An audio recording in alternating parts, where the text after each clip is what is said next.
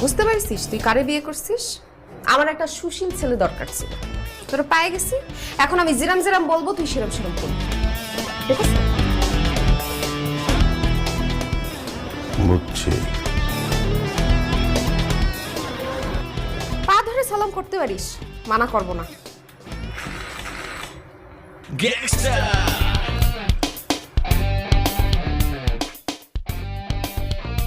তুই কিডা? শুয়োর। শুয়োরের কপালে সিন্দুর লাগে না, শুনস নাই? এর লেগে আমার কপালে সিন্দুর লাগে নাই। আমার মার ইচ্ছা ছিল